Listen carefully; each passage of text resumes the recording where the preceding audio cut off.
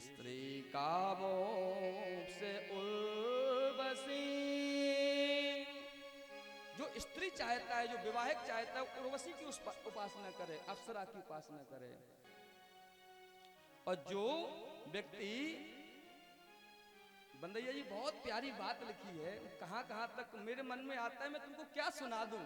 एक एक श्लोक में महाराज अद्भुत रस बरस रहा है। विद्या कामस्तु गिरिशं दाम्पत्यं उमां सते। जिस महापुरुष ने यहाँ तपस्या की, जिस महापुरुष ने तपस्या की, उस तपस्या का परिणाम हमारे यहाँ विद्यालय की प्राप्ति हुआ है। बाबा हरिचरण दास जी महाराज, अगर बाबा जी नहीं आए होते तो हमारे यहाँ विद्यालय की प्राप्ति भी ना होती। महाराज जो बहुत अत्यधिक, मुझे कुछ नहीं कहना, क्या कहना, कहा उससे जाता है जो सुनने को तैयार है, जो सुनने को भी तैयार नहीं है, समझने को भी तैयार नहीं है, जिसके अंधे और बहरे की दशा हो चुकी है, उसको क्या सुना है, क्या समझा है। उस महापुरुष ने विद्यालय की उपासना क्यों की थी? उसने इस भागवत ग्रंथ को पढ़ा होगा। हमारे राम कुमार चतुर्वेदी जी ने 17 पुराण बाबा जी को सुनाए थे। 17 पुराणों की यहाँ सेवा हो चुकी है इस क्षेत्र में। इसलिए सरयू सागर धाम दिव्य चेतनाओं से भरा धाम है। जिस भूमि में 17 पुराणों को श्रवण किया बाबा जी ने है? और 18वें पुराण महाभारत की कथा चल रही थी, ऐसा लोग बताते हैं। थोड़ा सा अंतर हो गया। महाभारत तो हम सबके जीवन में है, पक्ष हमें कौरव का देना है कि पांडवों का देना है, बस यही पक्ष विपक्ष में उनकी विदाई हो गई, पक्ष विपक्ष में विदाई हो गई। अगर पांडव के पक्ष में खड़े रहते, धर्म के साथ खड़े रहते, तो उनका महाप्रयाण भी नहीं होता। बस उन्होंने थोड़ा सा कौरव पक्ष के साथ ले लिया, इसलिए वह महाप्रयाण की ये भूमिका थी, इनमें दोष उनका नहीं था, ये भूमिका थी। उनको तो इस धरा से जाना ही था, आयु भी पूरी हो चुकी थी, निमित्त मात्र होना था। वो संयोग, वो अप्रतिम घटना, अपवाद घटना घट गई। उन्होंने भागवत जी को पढ़ा था।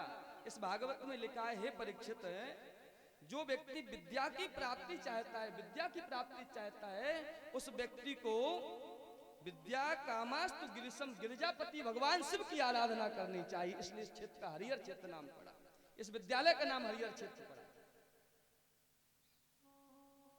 विद्या की प्राप्ति जिसको चाहिए वो महादेव की उपासना करे। बताओ महादेव की उपासना क्या है? हमने इन्हीं आंखों से देखा था, इन्हीं आंखों से दर्शन किया। इस विद्यालय के अधिष्ठाता महादेव स्वयं है, अध्यक्ष महादेव स्वयं है। और महाराज महादेव का रजिस्टर रखा रहता था। सारे महाराज अधिकारी जो लोग आते थे, पहले महादेव के यहाँ साइन करने आते थे। प्रातः काल 8 बजे आकर के सबसे पहले महादेव का दर्शन होता था। इसके बाद प्रार्थना होती थी, इसके बाद महाराज विद्यार्थी जी पढ़ाई करते थे। हम सब विद्यार्थी पहले, मास्टर लोग कहते जाओ पहले बाबा का दर्शन करके आओ, पहली हाजिरी उस महादेव के चरणों में लगा करके आओ, फिर दूसरी हाजिरी इस कागज के रजिस्टर पे हम लगाएंगे। तब विद्यार्थी यहाँ से महाराज हजारों लोग ऐसे पढ़ के निकले हैं जो आज कोई बड़े बड़े उच्च पद की प्राप्ति कर रहे हैं। आज इसी विद्यालय की देन है, क्योंकि विद्या कामस्तु गिरिशम, विद्या देने वाले गिरिजापति भगवान शंकर है। और आज महाराज सत्य कड़वा होता है, लेकिन सत्य को धारण करना चाहिए। सत्य कड़वा होता है, सचिव वैद्य गुरु तीन जो प्रिय बोले। आज सचिव वैद्य गुरु तीनों लोभ के कारण बिक चुके हैं, कोई सत्य बोलना नहीं चाह रहा है। सब महाराज चापलूसी के चक्कर में फंस गए हैं, सारा संसार नष्ट हो गया, सारा सब विनाश हो गया है, लोभ खाए जा रहा है लोभ। प्रथम महादेव का दर्शन, प्रार्थना बाद में होगी। आज बताओ कितने विद्यार्थी दर्शन को आते हैं, कितने टीचर दर्शन को आते हैं। महादेव क्या रजिस्ट्री लगता है महाराज? महीनों महीनों तो उनको महीनों महीनों तक तो यहाँ फुर्सत नहीं है। कटुआ है, बहुत कड़वा है, लेकिन सच को धारण करिए। भैया मेरी हाथ जोड़ के विनती है, मेरे इन शब्दों को बुराई के अर्थ में मत लीजिएगा, अन्यथा अर्थ में मत लीजिए। मैं आपसे बार बार प्रार्थना करता हूँ, मैं किसी बुराई के अर्थ में यहाँ नहीं बैठा हूँ, ये महादेव साक्षी है, मेरा कोई किसी का दिल दुखाने का मतलब नहीं है।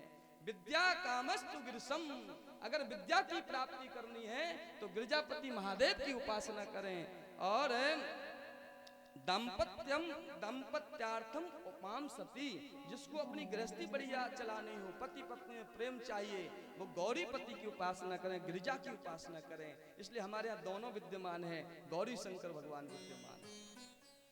कितना बढ़िया संयोग है। विद्या आएगी, नौकरी मिलेगी, लेकिन महाराज पति पत्नी में कलह है तो किस काम की विद्या? बोले इसलिए अगर गृहस्थी बढ़िया चल जाए, पत्नी बढ़िया सुंदर मिल जाए, रूपवान मिल जाए और आपके अनुकूल मिल जाए, तो इसके लिए पहले गौरी शंकर की दोनों की उपासना करके जाना भैया, तेरा जीवन धन्य हो जाएगा, चकाचक जिंदगी में आनंद आ जाएगा। और तीसरा क्या है? बोले हे राजन, इन सब कामनाओं के बाद सर्वोत्तम तो वही है। अंत में क्या कहा? सर्वोत्तम क्या है? कहते हैं राजन, सर्वोत्तम यह है जिसको कभी कुछ नहीं चाहिए, उसको लक्ष्मी नरसिंह भगवान की उपासना करनी चाहिए, निरंतर यहाँ विद्यमान है। तीनों का संयोग देखिए भागवत ग्रंथ के द्वारा। बोले जिसको कुछ नहीं चाहिए वह लक्ष्मी नरसिंह भगवान की उपासना करे। एक व्यक्ति बता रहे थे, हम क्योंकि पूज्य बाबा जी का दर्शन मैंने नहीं किया, बहुत बाल्यावस्था में रहा होगा तो याद नहीं है, इसलिए मैं उनके जीवन से ज्यादा मैं प्रकाश नहीं डाल सकता। पूज्य बालक दास जी महाराज जी का मैंने दर्शन किया है, तो उनके जीवन में कुछ मैं जो मैंने देखा, मैं उसको कभी कोई चर्चा भी करता हूँ। एक बात हमें मुक्त कंठ से कहनी पड़ेगी, मुक्त कंठ से कहेंगे, अच्छे को अच्छा, बुरा को बुरा।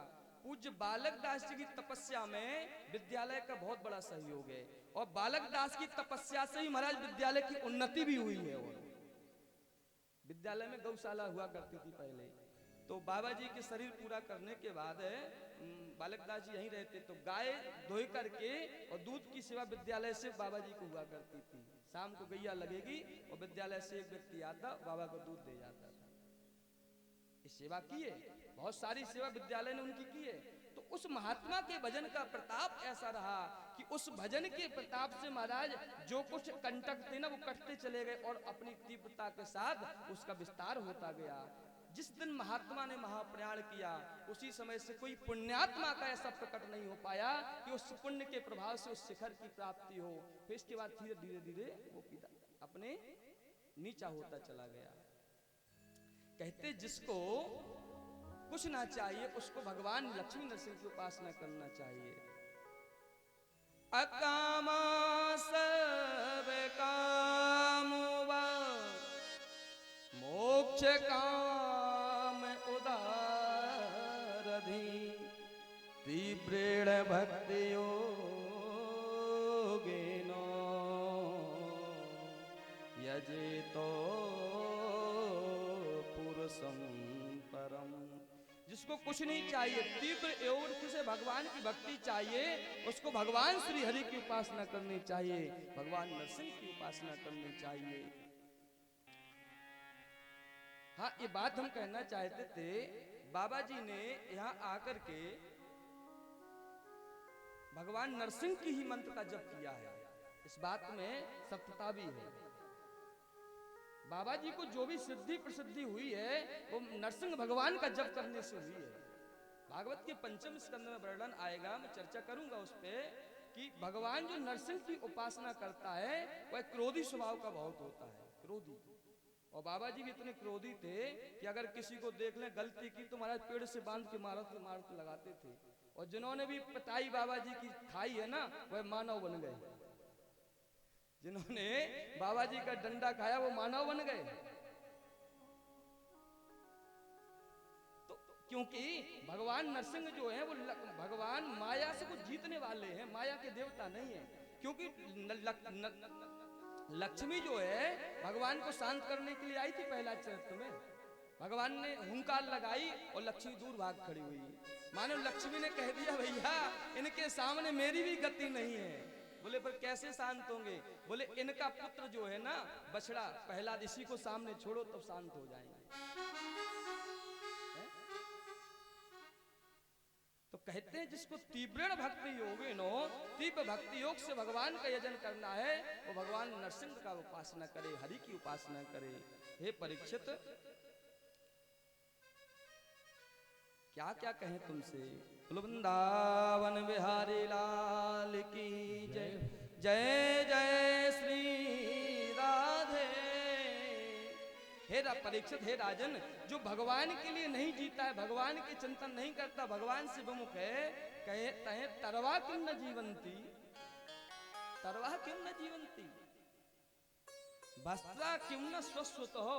जो लोहार की वो धोकनी होती है ना, चूल्हा फूंकने वाली, वह भी तो सांस लेती है, फूंकते हैं तो। बोले ना खादंती ना मेदंती, किम ग्राम पशुओं परहा, कुत्ते बिल्ली भी तो पेट भरते हैं, लेकिन वह भगवान का चिंतन नहीं करते, क्योंकि उनमें वह बुद्धि नहीं है, बुद्धि प्रधान नहीं है। जिनका कान है, भगवान की कथा नहीं सुनते, वह बिल के समान है। इसमें रामचरितमानस में इसका विशेष वर्णन किया गया है। जिनकी आंख भगवान का दर्शन नहीं कहते, कहते मोर पंथ में बनी हुई जो आंख होती ना, उसके समान है। और कहते जीवा सती दा दुर्केव सूतो, जो भगवान के गुणानुवाद नहीं कहते, उसकी जेवा मेढर की टर टर करते ना, उसके समान है, दादर सूत। और कहते हैं हे राजन, पादव नृणाम तो दुर्जन्म भाजहु, जिसके पांव भगवान की कथा श्रवण के लिए नहीं बढ़ते हैं, जिसके हाथ भगवान की सेवा के लिए नहीं बढ़ते, उनके जीवन को धिक्कार है। कहते हैं राजन, जिनका हृदय, आहा बहुत अंतिम में प्यारी बात कहे, जिनका हृदय भगवान की कथा श्रवण करके नहीं पिघलता है, पत्थर के समान कठोर, वज्र से कठोर है, जिसका भगवान की करुणा का वर्णन सुनकर के जिसका हृदय नहीं पिघल रहा है, वह तो पत्थर के समान कठोर है।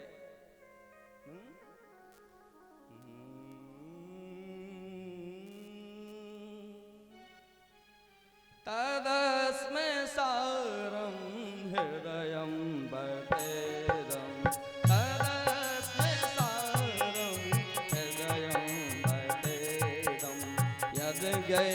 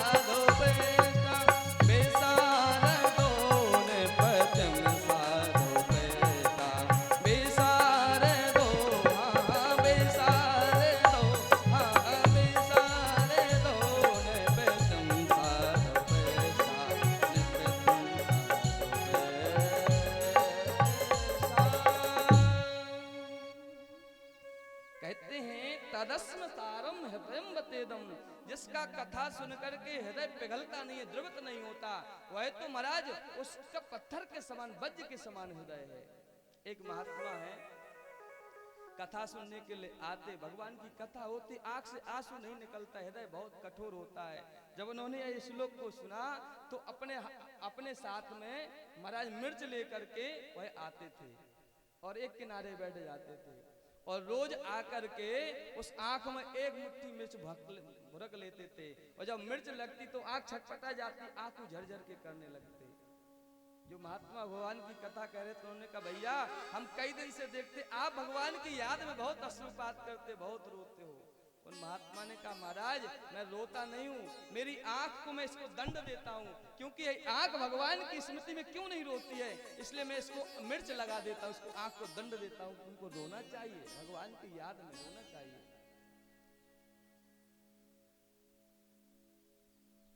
हे राजन, जो भगवान की कथा सुनता है उनको किन किन लोगों की प्राप्ति होती है। हे प्रभु,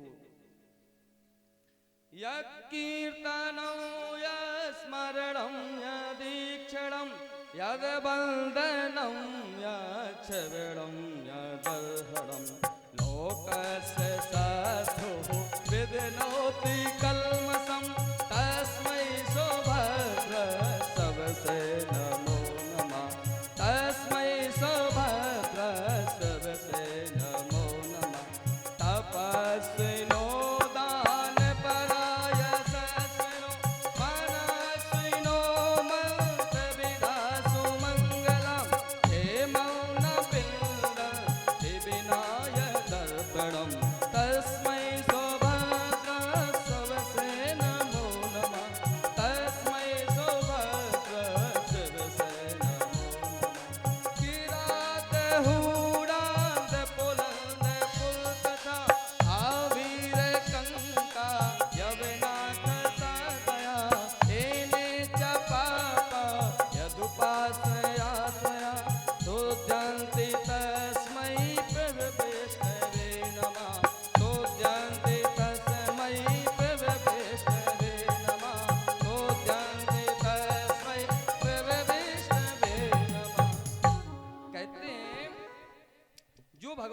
कथा को सुनता है, यत कीर्तनम, फिर वो बात आ गई है, यत कीर्तनम या श्रवणम इदरहरम, जो इन तीन काम करता है, कथा सुनता है, नाम जप करता है, भगवान की स्मृति करता है, कहते उसके लोकस्य सद्धो विदनोति कल्मषम, सकल लोक में जितने पाप ताप उसके जीवन में है, सद्यो मतलब तुरंत तत्काल, सारे कलमशों को परिवार के सहित नष्ट करने वाली भगवान की कथा है। काम क्रोध मोह लोभ माद मत्सर पाखंड दंभ छल ईर्ष्या, जो पाखंड जितना कलयुग का वंश है वो सारे वंश को नष्ट करने वाली है भगवान की कथा। भैया जब भगवान की कथा सुनेंगे आप, फिर क्या होगा? कथा का उल्टा करो थाक, कथा का उल्टा थाक, आपके सारी जिंदगी की थकान मिट जाएगी। बोले कब? जब बोले भगवान की कथा आप सुनेंगे तो जिंदगी की थाक मिट जाएगी, सब कुछ मिट जाएगा। भगवती आस्था अयासा कथा, कथा शब्द का तात्पर्य क्या है? कथा का अर्थ क्या है? भगवती आस्था अयासा कथा, जिसकी कथा को श्रवण करके उसके प्रति हमारा अनुराग हो जाए, प्रेम बढ़ जाए, उसी को कहते हैं कथा। जिसकी चरित्र को सुन करके हमारा मन, हमारी आस्था बन जाए, हमारा प्रेम बन जाए, हमारा समर्पण उसके प्रति हो जाए, उसको कहते हैं भगवान की कथा। बताओ, सुने बिना आज तक संसार में किसी की आस्था बढ़ी? कथा सुने बिना भगवान की ओर बढ़ पाएगा? संभव ही नहीं। कैसे संभव होगा? आपको संभव तब होगा जब आप भगवान की लीला का श्रवण करेंगे, गुणों का श्रवण करेंगे, भगवान की करुणा का श्रवण करेंगे। जब कोई भील की कथा होगी तो आप कहोगे अरे वाह, जब भील को उतार दिया तो हम में क्या बुराई, हम तो भील से अच्छे हैं। किरात हूड़ पुलिंद पुलकस आविर कंक यवन खस, ये पापमय जातियां हैं, जातियां हैं, पापमय जातियां हैं। देखो आप चिंतन करिए, बंदैया जी आप बताइए, आज महादंगल मचा है जातियों पे, है ना? भगवान ने जाति बनाई थी, भगवान ने वर्ण बनाए थे। इन महापुरुषों को कौन समझाए? स्वामी जगतगुरु निश्चलानंद सरस्वती महाराज पूरी पीठाधीश्वर इसी बात को बार बार रखते हैं कि राज्य सत्ता के साथ साथ धर्म सत्ता होनी चाहिए। एक धर्म पीठ उस प्रधानमंत्री के बगल में लगनी चाहिए जो सच बात को सिखाए कि भैया ये राज्य हमारे इस देश की व्यवस्था ये है, धर्म ग्रंथ है। उस पीठ पे महाराज, एक पीठ पे भागवत की रखना पोथी हो, एक महाभारत रखा जाना चाहिए, और